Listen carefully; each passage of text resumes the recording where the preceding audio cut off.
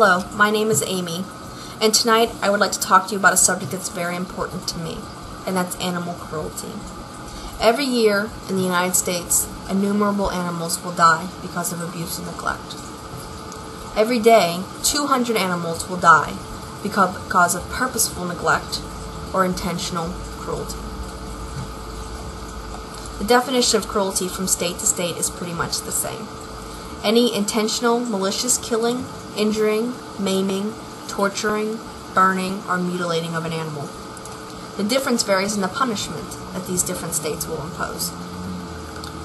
According to the American Humane Society, all 50 states consider dogfighting to be illegal.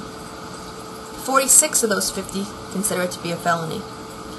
The ones that don't: Idaho, North Dakota, South Dakota, and Mississippi. My question is why? Why not? A felony conviction is a good start. But look at the punishment that comes with it. Under Kansas state law, you can get a maximum of 1 year in prison and a $5,000 fine. Some states have up to 3 years in prison. In the case involving Michael Vick, where he was found guilty of dogfighting and acts of animal cruelty, he received 23 months. He pled guilty, he said he did it, and he got 23 months. I'd like to show you a picture of one of the dogs that were found at his place. This is Ellen. Ellen's a pit bull that was found on his property. She now lives in Utah at a no-kill shelter where she will live out the rest of her life because of her disabilities. But she's getting the love and the care that she needs. In most states, the unlawful killing of another human being with intent will land you a life sentence in prison. Other states, the death penalty. My question is, why are animals given such a low worth in the American judicial system? The same law also states that if you don't do it intentionally, it's considered a misdemeanor. This includes leaving your animals outside without provisions, without food, water, or shelter, or an opportunity for exercise. I know there are many animals that are left outside without these things. I'd like to show you a picture of one of those animals. This animal was left outside, no food, no water, no shelter. She's obviously emaciated. I don't understand why people have animals if they have no intention of taking care of them. It just doesn't make sense to me. The punishment in Kansas for an act like that: first time, slap on the wrist. Second time, you could get 5 days in jail and up to a $500 fine. And the same for every subsequent time. There are numerous obvious reasons why animal cruelty laws should be tougher. The fact that these animals are innocent victims and have no way to defend against what's happening to them. Animals look up to us. They want us to love and shelter them, and for security. This links me directly to my second reason why I think there should be tougher laws.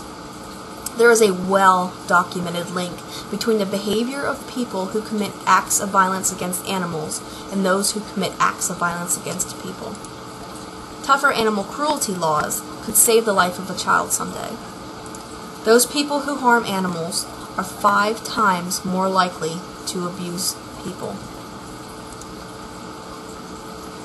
And that's according to the Massachusetts Society for the Prevention and Cruelty to Animals. People abuse animals because they want control. It's the same reason they abuse people. Eric Harris and Dylan Klebold. You may not recognize the names, but they were the 2 boys responsible for the Columbine High School killings. Prior to their killing spree, they were noted as telling friends that they had been mutilating animals. In closing, there's a couple things that I would like to tell you. In Kentucky, the law prohibits veterinarians from reporting acts of abuse towards animals. They said that it's a breach of confidentiality on the patient's part, or the patient's owner. I don't understand that. I'm a healthcare worker, and being a healthcare worker, I am mandated to report any acts of abuse or neglect that I see in children, spouses, or the elderly. I don't understand how animals can't be held under the same laws.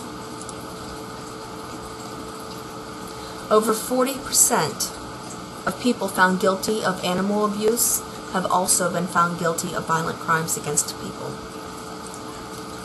The fact is, the law just isn't tough enough.